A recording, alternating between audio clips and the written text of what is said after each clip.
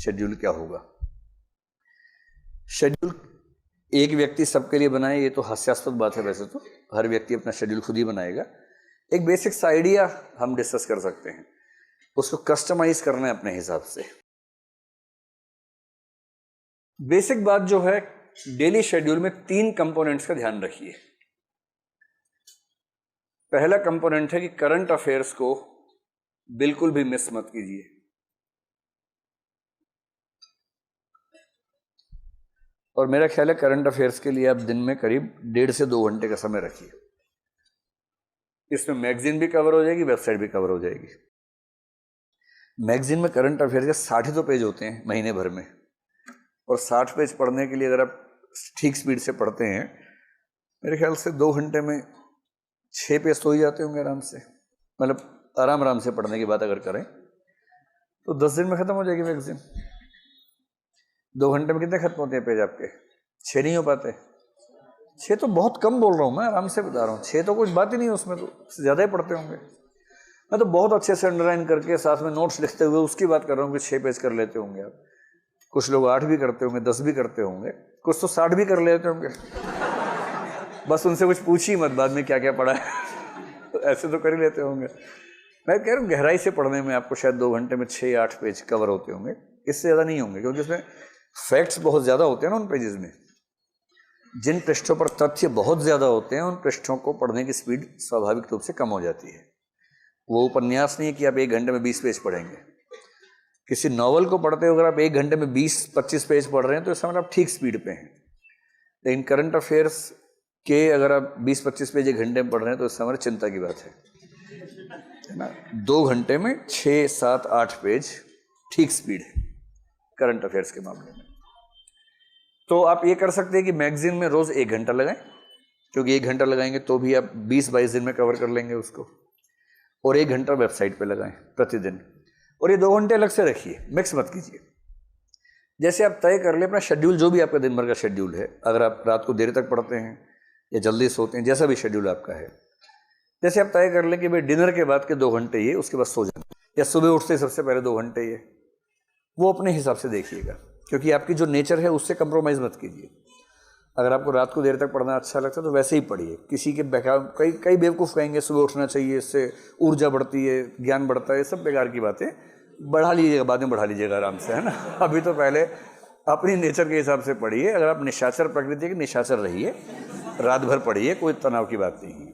और यदि मुर्गा प्रकृति के तो सुबह सुबह उठिए और सुबह सुबह पढ़िए। जो भी आपकी नेचर है उस नेचर के अनुसार पढ़िए। एक ही दिक्कत आती है, जो निशाचर लोग हैं उनको दिक्कत ये कि जिस दिन एग्जाम है उस दिन वो सुबह उठ नहीं पाते। उनको तनाव रहता है कि सोएं कैसे। आदत है 4 बजे सोने की, उस दिन 12 बजे लेट जाते हैं, नींद नहीं आती है। ये दिक्कत आती है। इसके 2 समाधान हैं। या तो आप 10-12 दिन पहले से थोड़ा शेड्यूल चेंज करना शुरू कर दें, ये हो नहीं पाता प्रैक्टिकली। दूसरा समाधान है, ऐसी चिंता ना करें और प्रीलिम से 3-4 दिन पहले से नींद थोड़ी बढ़ा लें। 4 बजे सोएं, 12 बजे उठिए, 8 घंटा सो के उठिए। इससे क्या होगा कि एक दिन नहीं सो पाने से असर नहीं पड़ेगा। मैं ठीक प्रीलिम्स की बात कर रहा हूँ। 3 जून को एग्जाम है, 2 जून को रात को नींद नहीं आ रही, तनाव मत लीजिए, इससे कुछ नहीं होने वाला। हमारा माइंड इतना मजबूत है कि वो एक दिन बहुत कम नींद के साथ काम चला सकता है, कोई चिंता की बात नहीं है। लेकिन हाँ, उससे पहले 3-4-5 दिन अपनी नींद ज़्यादा ली हो, ये थोड़ा सा मैनेज कर लीजिएगा। अपने नेचर से कंप्रोमाइज़ नहीं करना है, लेकिन उस नेचर के हिसाब से कोई 2 घंटे का शेड्यूल अलग से निकाल लीजिए करंट अफेयर्स के लिए। इसी तरह से 1 से 2 घंटे का शेड्यूल निकालिए रिवीजन के लिए। वरना इस पाठ्यक्रम में होता क्या कि एक क्रम से आप पढ़ते जाते हैं, उसी क्रम से पीछे गायब होता जाता है, और फिर आप 2 महीने बाद देखते हैं कि सब सफाचट एकदम, कुछ याद नहीं आ रहा। फिर आपको लगता है कि याद तो नहीं आ रहा, वो 2 महीने गए कहाँ मेरे जीवन के, जो 2 महीने मैंने गुजारे थे इसमें, वो चले कहाँ गए। तो अगर आप चाह रहे हैं कि उस समय का मूल्य रहे तो दिन में कम से कम 1 से 2 घंटे का समय रखिए केवल रिवीजन का। पिछले सप्ताह में जो भी पढ़ा है उसको फिर से तेजी से पढ़ लीजिए। मनोविज्ञान में एक सामान्य बात है कि जिस चीज़ की रिवीजन आपने 3 बार कर ली, वो चीज़ आप आराम से भूल नहीं सकते।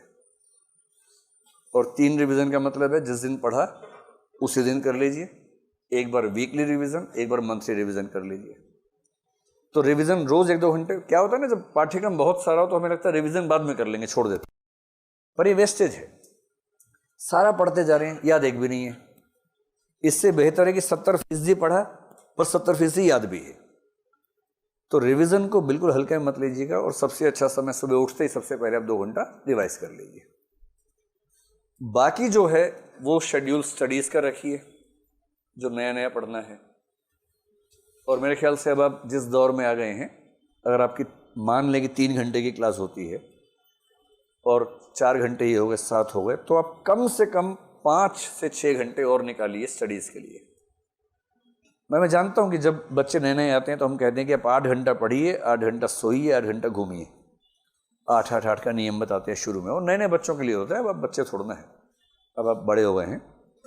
और मतलब वैसे भी भारत के अलावा दुनिया में किसी देश में ऐसा नहीं होता कि 30 साल के बच्चे अपने घर से पैसे लेके पढ़ रहे हों।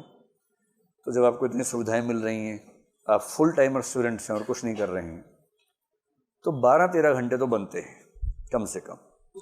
और जब परीक्षा एकदम नज़दीक आए तब 8-10 दिन 14-15-16 घंटे भी बनते हैं। उस समय 15-16 घंटे रोज की बात नहीं हो सकती, पर 5-7 दिन तो हो ही सकता है परीक्षा के नज़दीक जब हो।